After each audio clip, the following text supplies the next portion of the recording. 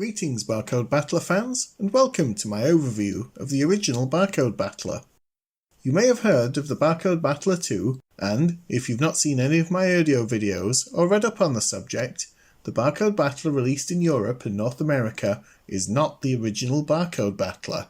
That honour goes to this little unassuming device, which is mostly the same shape as the original, but it's missing the little port on the side. No, the global release of the Barcode Battler is a reskin of the Japanese Barcode Battler 2, much like with Pokemon Stadium.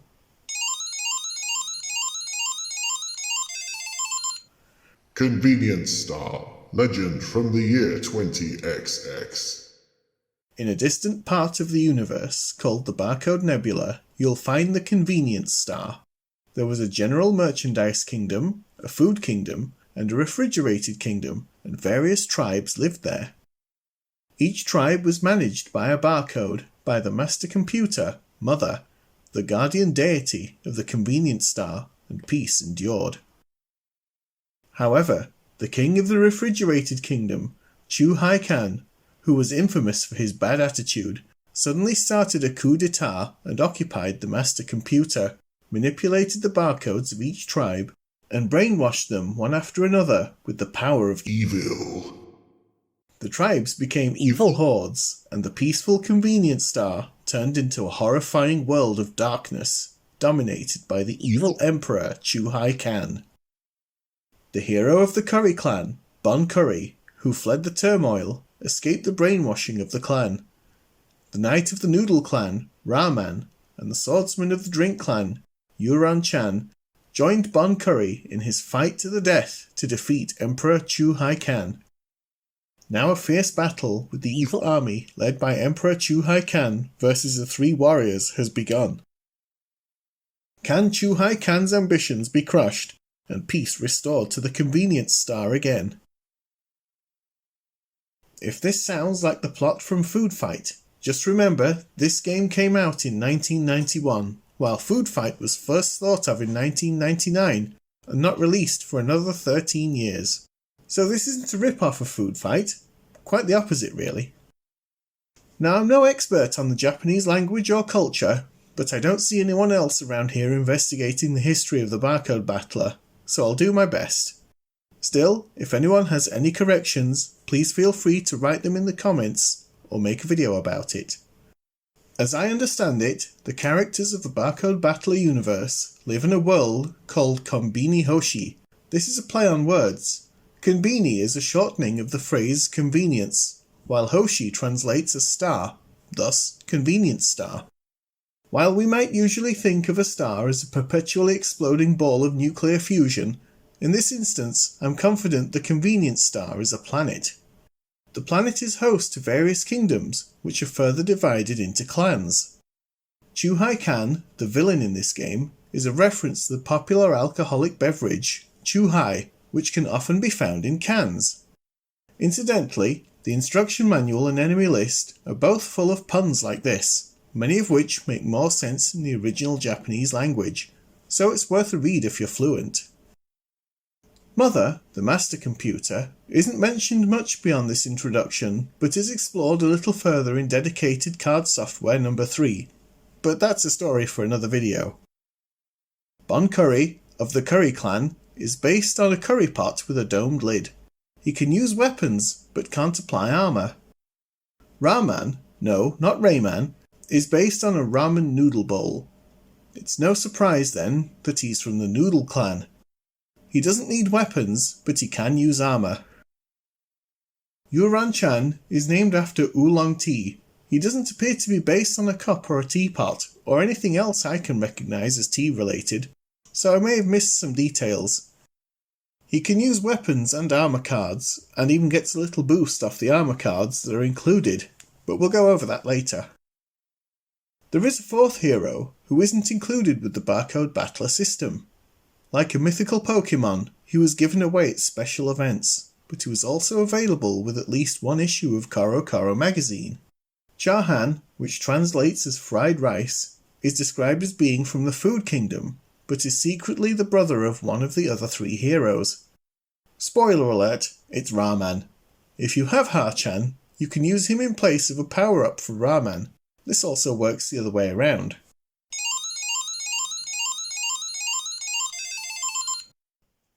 Upon starting the Barcode Battler, the player can choose from 3 game modes, 2 of which are related to the story, and a third which is described as a contest to find the strongest fighter. Pressing the select button allows for cycling through the modes, while set confirms a selection. Com mode sees the player selecting one of the hero cards to take on Chu Hai Khan's army. As previously mentioned, there are 3 kingdoms divided into 10 clans, although the kingdoms have since been rebranded as core under Chu Hai Khan's rule. Each clan is host to 5 enemies and their boss. All 6 members of each clan have randomized stats within a certain range, and the standard enemies will respawn endlessly until their boss is defeated. At the start of each battle, the player has the option to flee.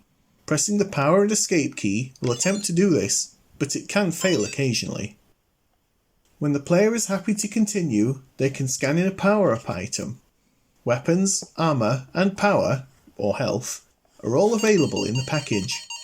If the player is confident enough, pressing the set key will skip the item scan step. With the battle underway, the Barcode Battler will randomly choose either the player or their opponent to go first. The battle button will initiate an attack, while the power and escape button will allow the player to heal. Note that there's no limit to the amount of times the player may heal, but health points are capped at whatever value they were when the first combatant is chosen. The battle ends when either the player or their opponent's health is reduced to 0. Regular enemies reward the player with small stat increases, while bosses will give passcodes which allow the player to skip to the following clan on their next playthrough. Passcodes also confer a boost to all 3 stats. Inputting a passcode is done before scanning in the hero in com mode. To do this, press the power and escape button when it's time to scan a hero card. Pressing select will change the current digit, while set confirms the current digit and moves on to the next one. Once the final digit is confirmed, the passcode will either be accepted or rejected. Upon defeating Apricong, the boss of the Sake clan, you will be given a passcode which will make your hero strong enough to move on to the next mode. B1 mode sees the player take on the might of Chu Hai Khan's elite guard. Before scanning a hero card, press the power and escape key to enter the passcode you obtained at the end of com mode. Just to warn you, the enemy with the lowest number here isn't necessarily the weakest. 4 of the enemies will give the hero a stat boost when defeated, while the 5th will reward the player with another passcode. The final boss of the game, Chu Hai Khan, reveals a game over message upon defeat. Other than that, the gameplay is more or less the same as in com mode. You can even use the power and escape button to try and escape after scanning in an enemy card. B2 mode allows for 2-player battling. Players can pit any soldier barcode against any other, be they hero, enemy, or boss, or something random cut from a retail package. The way many of the retail barcodes are converted into fighters is different to those that come with the Barcode Battler, but I'll cover this in its own section. Before scanning a hero card, it's possible to enter a passcode, but these will only work with valid hero cards. Enemies, bosses, and retail soldiers won't benefit from a passcode. Beyond that, the gameplay is the same as the first 2 modes, except that the escape function won't work. There's no running from the other player.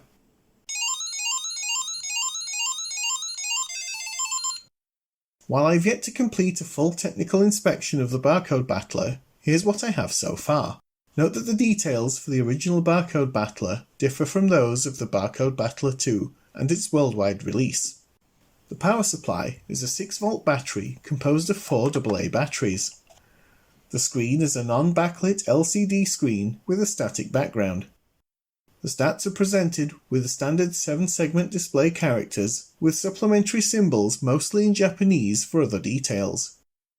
Sound is provided through a mono piezoelectric speaker. There are 7 buttons for gameplay on the front with a slide switch on the back to turn the sound off or on. The on-off button does what you'd expect it to do, while the select and set buttons are used to navigate menus. Player 1 uses the left-hand power and escape and battle buttons, while Player 2 uses the right-hand power and battle buttons. Barcodes are converted into game elements using one of two methods. I'll refer to these as Method 1 and Method 2. Method 1 requires barcodes which conform to the 13-digit UPCA or EAN13 barcode symbologies. Note that sometimes a UPCA barcode may only have 10 or 12 numbers printed below it, but it still codes for 13 digits. Referring to the diagram on screen, digit H determines the type of card. Values of 0 to 4 result in a soldier, 5 a single-use weapon, 6 a durable weapon, 7 single-use armor, 8 durable armor, and 9 a health power-up. For a soldier to count as a hero, digits K and L must be set to 1 and 8 respectively. Other values for K and L will result in either an enemy or a boss. For soldiers and health power-ups, HP is calculated using A times 10,000 plus B times 1,000 plus C times 100. For soldiers and weapons, strike power is calculated using D times 1,000 plus E times 100. For soldiers and armor, defense is calculated using F times 1000 plus G times 100. According to translations from the Japanese Barcode Battler Wiki, digit H codes for the race of the soldier. From 0 to 4, these are described as Mekaniko Joku, Animaru Joku, Ocean Joku, Bardo Joku, Human Joku. Roughly translated, these mean Mechanical Tribe, Animal Tribe, Oceanic Tribe, Bird Tribe, and Human Tribe. Digit I is said to determine the occupation of the soldier, which affects compatibility between soldiers, weapons, and armor. Digit J is referred to as the DX value, but I'll need to investigate how this affects a soldier in battle. Digits K and L are grouped together to form the flag. The flag value is calculated as K times 10 plus L. As mentioned before, 18 creates a hero, while other values will result in enemies or bosses. Flag values also affect power-ups. There are 100 possible flag values in total, from 0 to 99, but I'll need to investigate for a full list of their effects. The known effects are on screen right now. Method 2 takes any EAN13 barcode which doesn't meet the requirements of Method 1, as well as EAN8 barcodes. In this method, the stats are calculated differently and no power-ups are generated, only enemy soldiers. HP is derived from the digits P and Q, where it is equal to P times 1000 plus Q times 100. In the event where the result is 0, 10,000 is added to the final value. Strike power is calculated as 1000 plus R times 100. Defense is calculated as S times 100. Like with HP, there's a special case which adds 100 to the final value if it is 0. Occupation seems to be always set to 2, which I've confirmed through testing with various power-ups. So far I've found no representation for flag, race, or DX, but I may find some or all of these with more testing. Compatibility between soldiers and various items is also a factor in battle. Health power-ups can be used by all soldiers, so there's no need to worry about these. Weapons and armor are compatible according to the table on screen. Note that this compatibility table contains values ranging from 0 to 1.5. These are multipliers. In the event of a 0, you'll hear a failure sound, but will have the opportunity to scan in another power-up. A 1 will give you the boost coded for in the barcode, while 0.5 and 1.5 will multiply the boost value by the respective amount, and round down to the closest 100 points. For example, Yuran-chan has an occupation value of 4. Scanning a defense power-up with a value of 900 points applies a multiplier of 1.5, which would increase it to 1,350 points. But since all values are handled in multiples of 100, the Barcode Battler rounds this down to 1,300.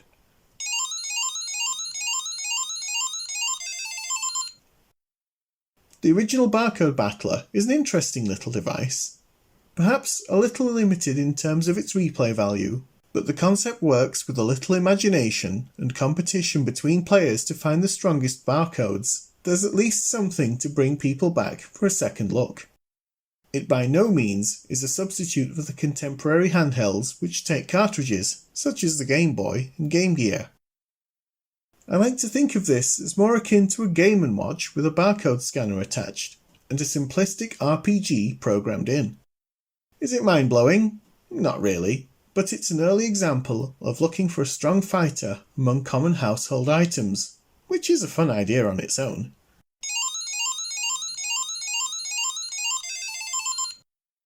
I hope you've enjoyed this extended overview of the original Barcode Battler. If you found this video to be informative, please drop a like or a comment. Your feedback is invaluable. One question I've had is regarding the source of my collection. I was using eBay, but new finds are few, far between, and highly inflated in price. A few months ago, I discovered Buyee. This video isn't sponsored by them, but they're a proxy bidding and purchasing service. Save money on international shipping by consolidating multiple packages, and your Barcode Battler collection will expand without making your bank balance contract too much. Links for the Barcode Battler related searches are in the description. After poking around the internet, I found little to no evidence of the Barcode Battler being released in South America or Australasia. If you were around those parts of the world in the early to mid 1990s, do you remember seeing Barcode Battlers on toy shop shelves? If so, were they sold under the Tomy, Irwin, or a different brand? If you'd like to see more from this channel, please consider subscribing. Hopefully, I'll be able to make more videos like this one soon. If you'd like to support this channel financially, we have items for sale on eBay, as well as accounts on PayPal and Patreon. Our next video will cover the Legend of Zelda cards for the Barcode Battler 2. I hope to see you next time. Thanks for watching.